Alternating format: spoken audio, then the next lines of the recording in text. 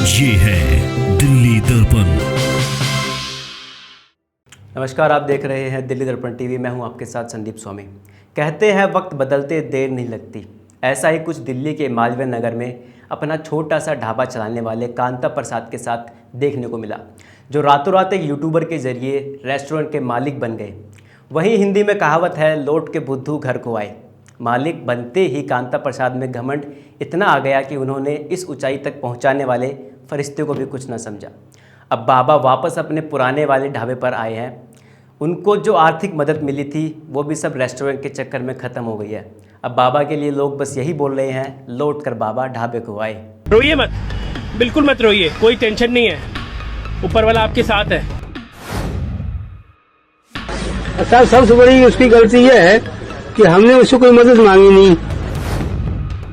बस हमने 15 फरवरी को बंद कर दिया।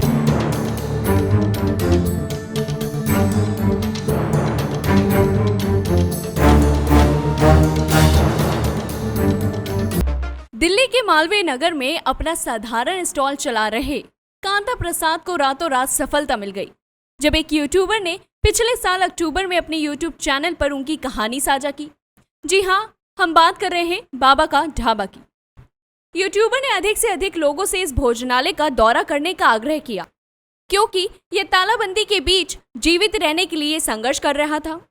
कहने की जरूरत नहीं है कि अगले ही दिन प्रसिद्ध बाबा का ढाबा से खाने के लिए लोगों की भीड़ स्टॉल पर उमड़ पड़ी थी, जिसके बाद कांता प्रसाद और उनकी पत्नी अतंतहा अपनी अच्छी सफलता का आनंद ले रहे थे। उनका उद्यम इतना लोकप्रिय हो गया कि कुछ ही महीनों में कांता प्रसाद ने दिसंबर में क्षेत्र में एक रेस्टोरेंट शुरू करने के लिए पर्याप्त धन एकत्रित किया।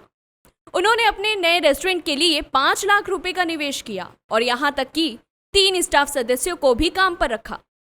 कांता प्रसाद के लिए चीजें बहुत अच्छी लग रही थीं, लेकिन जैसे जैसे उनकी घटना के बारे में चर्चा कम होती गई, वैसे वैसे उनके रेस्टोरेंट की भीड़ भी कम होती गई। एक पलक झपकने की सफलता के बाद उन्हें अपना रेस्टोरेंट बंद करना पड़ा, क्योंकि धन समाप्त हो गया था और अब वह मालवीय नगर में अपने भोजनालय में वापस आ गए हैं। कांता प्रसाद ने एक सामाजिक कार्यकर्ता तुषांत अदलखा पर आरोप लगाया है, जो उनके रेस्टोरेंट और उस पर किए गए निवेश का प्रबंधन करता था।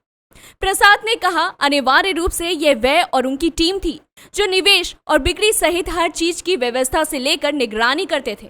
उन्होंने कहा कि वे इसे सफल बनाएंगे, लेकिन उन्होंने कभी भी रेस्टोरेंट के लिए पर्याप्त समय नहीं दिया।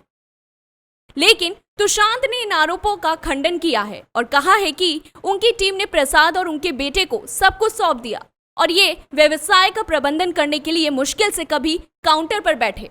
इन तमाम विवादों और दावों के बीच कांता प्रसाद की घटना ने ग्राहकों को खोजने के लिए संघर्ष करने से लेकर बड़ी प्रसिद्धि हासिल करने तक और फिर कुछ महीने बाद उसी संघर्ष में वापसी करने का पूरा चक्कर लगाया। ब्यूरो रिपोर्ट, दिल्ली दर्पण टीवी।